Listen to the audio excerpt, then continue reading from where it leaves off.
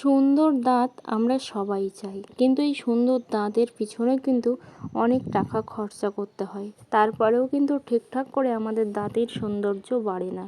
দাঁতে প্রচুর পরিমাণে কিন্তু একটা কালো ভাব থাকে, একটা কালচে ভাব, যেটা কিন্তু আমাদের খুবই একটা অস্বস্তিকর পরিবেশ সৃষ্টি করে, যেটা সবার সামনে কিন্তু আমরা দাঁতটাও ঠিক করে বের করতে পারি না বা হাসতে পারি না।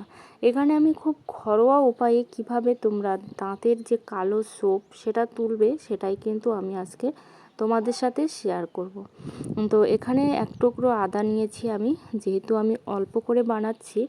তো এটা কিন্তু তোমরা চাইলে রেগুলার ইউজ করতে পারো, একবার বানিয়ে রেখে দিয়ে তো ফ্রিজের মধ্যে রেখে দিয়ে সেটা কিন্তু তোমরা রেগুলার ইউজ করতে পারো।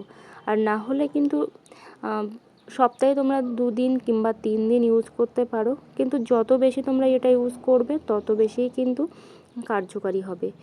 তো একদিন ইউজ করে তারপর যে আর কখনোই করলে না, সেটা কিন্তু কখনোই করো না, কারণ যে কোনো জিনিসের কিন্তু একটা ইফেক্ট বা ফল পেতে কিন্তু টাইম লাগে। তো দেখো, এবার এই রসটা আমি বের করে নিচ্ছি। আর এই যে ছিবড়াটা আছে, এটা কিন্তু আমরা রান্নার কাজেও ব্যবহার করতে পারবো, যেহেতু খুব পরিষ্কারভাবে কিন্তু এটা আমি বের করে নিয়েছি, সেই জন্য রান্নার কাজেও ব্যবহার করতে পারবো। তো রসটা আমার এখানে অল্প করেই করেছি আমি। আর যে উপকরণগুলো আমি এখানে ব্যবহার করছি, দেখো এখানে দিচ্ছি আমি পাতিলেবুর রস। তো অবশ্যই কিন্তু পাতিলেবুর রসটা তোমাদেরকে এখানে ব্যবহার করতে হবে, ভিনিগার দিলে কিন্তু হবে না। তো পাতিলেবুর রসটা এখানে আমি দিয়ে দিলাম, আর খুব বেশি পরিমাণেও কিন্তু আমি দিচ্ছি না এখানে।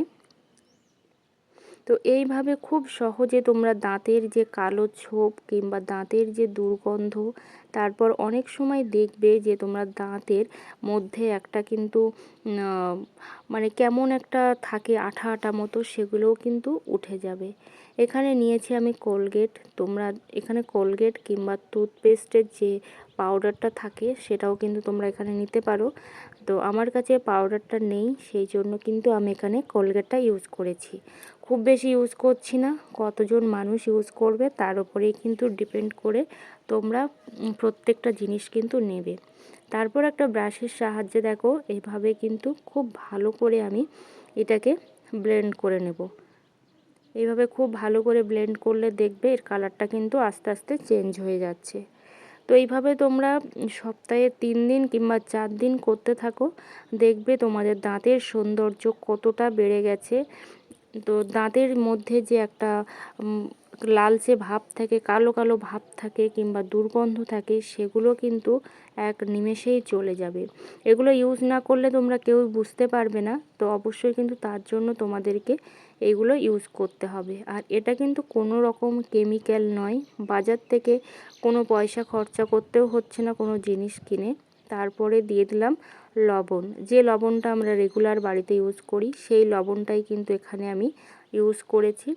তারপরে দেখো এই লবণ কি করে, দাঁতের গোড়ায় যে একটা সাদা সাদা জিনিস থাকে যেগুলো খুব দুর্গন্ধ সৃষ্টি করে, ওইগুলো তুলতে কিন্তু খুব সাহায্য করে।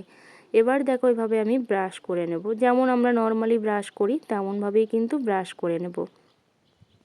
তো তোমরা এইভাবে করে দেখো, প্রচুর কিন্তু তোমরা এটার থেকে বেনিফিটস পাবে। তো অবশ্যই কিন্তু এটা করো। আর এভাবে তোমরা যদি করতে থাকো অন্তত রেগুলার, যদি তোমরা 2বার করে করো, রাত্রে শোয়ার সময় আর হচ্ছে সকালবেলা, তারপরেও দেখবে তার ফলে কিন্তু আরও বেশি তোমরা উপকার পাবে। তো এইভাবে যদি তোমাদের উপকার হয়, অবশ্যই কিন্তু তোমরা এটা ট্রাই করে দেখবে। আমি তো এটা ইউজ করি, সেই জন্য তোমাদের সাথে এটা শেয়ার করলাম। আর এটা ইউজ করে কিন্তু দাঁতের দুর্গন্ধ, দাঁতের যে কালো ছোপ, সেটা কিন্তু একেবারেই চলে গেছে। সেই জন্য কিন্তু তোমাদের সাথে এটা ইউজ করলাম। আর ভিডিওটা ভালো লেগে থাকলে অবশ্যই একটা লাইক আর কমেন্ট করতে কিন্তু ভুলো না।